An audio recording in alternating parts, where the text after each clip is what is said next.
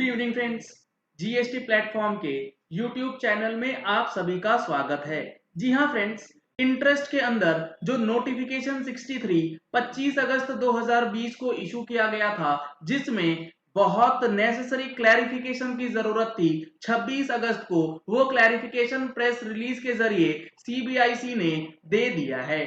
क्या है ये क्लैरिफिकेशन, इसके बारे में इस वीडियो में आपको बताने वाला हूं। इंटरेस्ट के अंदर क्या चेंज हुआ है उसको समझने से पहले आपके लिए एक जरूरी इंफॉर्मेशन ये है कि 30 अगस्त 2020 को यानी कि अगले संडे को जो हमारा जीएसटीआर 9 और 9C से related online training session organise किया गया है, इसमें रजिस्ट्रेशन के लिए आपको इस नंबर पे कॉल करना है अगर आपने अभी तक रजिस्ट्रेशन नहीं कराया है। इंटरेस्ट ऑन डिलेड पेमेंट से रिलेटेड ये जो हमारे पास आया है क्लैरिफिकेशन, इसमें सीबीआईसी क्या कह रहे हैं। The Central Board of Direct Taxes and Customs today clarified that the notification number 63/2020 central tax dated 25 अगस्त 2020 यानी कि कल जो नोटिफिकेशन आई थी उसके रिस्पेक्ट में relating to the interest on delayed payment of GST has been issued prospectively due to certain technical limitations।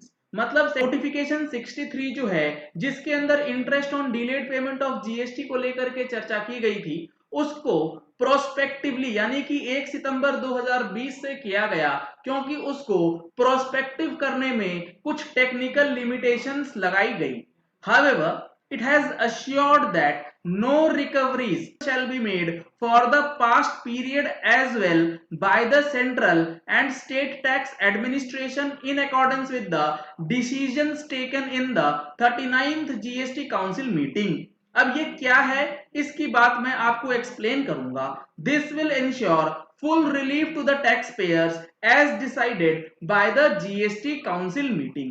यानी कि इनका कहने का मतलब ये है कि नोटिफिकेशन 63 जो इशू किया गया उसमें बेसिकली ये बताया गया कि आपका जो इंटरेस्ट पेमेंट है वो आपको ग्रॉस टैक्स लायबिलिटी पे पेमेंट नहीं करना है, वो आपको पेमेंट करना है किस पे, वो करना है नेट कैश लायबिलिटी पे।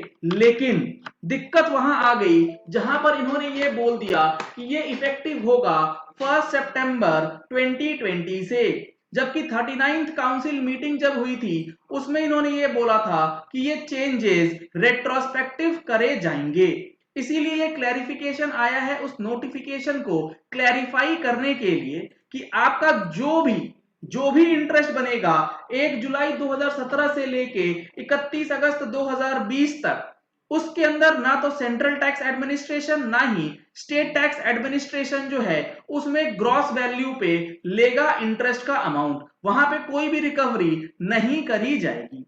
CBIC explanation came in response to the assortment of comments in the social media with respect to notification dated 25 August 2020 regarding charging of interest on delayed payment of GST on net liability with effect from 1 सितंबर 2020। यानी कि 1 सितंबर से जो net cash liability के ऊपर interest payment करने वाली बात थी, अब उस चीज को यहां पर क्लैरिफाई किया गया है कि प्रायर टू 1 सितंबर अगर कुछ लायबिलिटी आपकी बनती है इंटरेस्ट की तो वो जो है ग्रॉस अमाउंट पे नहीं ली जाएगी, और अगर आपने नेट कैश पे ही पेमेंट करा है तो उसका रिकवरी जो है वो नहीं किया जाएगा। ये इन्होंने प्रेस रिलीज इशू करके बातें बताई हैं, लेकिन प्रेस रिलीज ना तो डिपार्टमेंट के ऑफिसर्स मानेंगे ना ही कोर्ट के अंदर इनकी कोई वैल्यू होगी। इसके लिए एक अगर रिमूवल ऑफ डिफिकल्टी ऑर्डर या फिर कुछ ऐसा सर्कुलर या क्लैरिफिकेशन इशू करे जिसकी मदद से टैक्स पेयर्स जो है उसकी हेल्प ले पाए। अब मैं आपको दिखाता हूं जो नोटिफिकेशन नंबर आया है 63 जिसके लिए ये पूरा बवाल हुआ था वो क्या कहता है, जिसके लिए मैंने कल आपके साथ जिसकी सेपरेट वीडियो मैंने आपके साथ कल शेयर की थी। ये है नोटिफिकेशन 63 जिसमें इन्होंने बताया है कि फाइनेंस एक्ट 2019 का जो सेक्शन 100 है वो 1 सितंबर 2020 से इंप्लीमेंट होगा।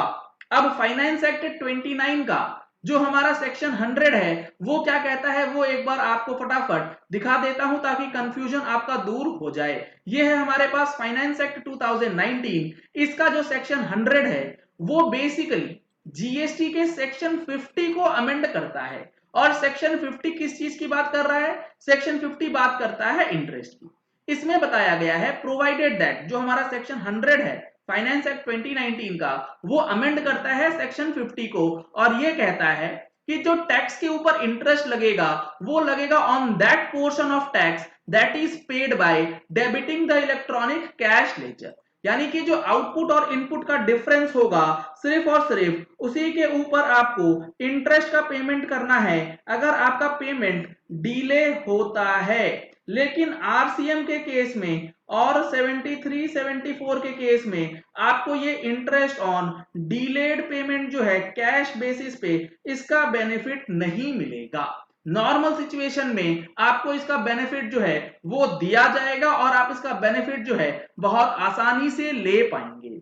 The interest on tax payable in respect of supplies made during a tax period and declared in the return for the said period furnished after the due date in accordance with the provisions of section 39, except where such return is furnished after the commencement of any proceedings under section 73 or 74 in respect of the said period shall be levied on only that portion which is to be debited from the electronic cash ledger. जो मैंने आपको यहां पर बताया है इन दो exceptions को छोड़ दीजिए तो सारे के लिए अब सारे ही केसेस के लिए आपको इंटरेस्ट जो है वो नेट लाइबिलिटी पे लगेगा फ्रॉम 1 सितंबर 2020। तो ये काफी इंपॉर्टेंट और ये वेलकम प्रेस रिलीज है, लेकिन इसको लीगल सेंसिटी देने के लिए अगर कोई रिमूवल ऑफ डिफिकल्टी ऑर्डर या फिर कोई ऐसा सर्कुलर आ जाए जिसमें ये चीजें बता दी जाए कि रिकवरीज जो है नहीं आएंगी, अगर कोई इंस्ट्रक्शन भी इशू हो जाते हैं ऑफिसर्स को तो अपना काम जो है वो बहुत ही आसान हो जाएगा। अदरवाइज दिक्कत अभी भी रह जाती है कुछ कुछ केसेस में।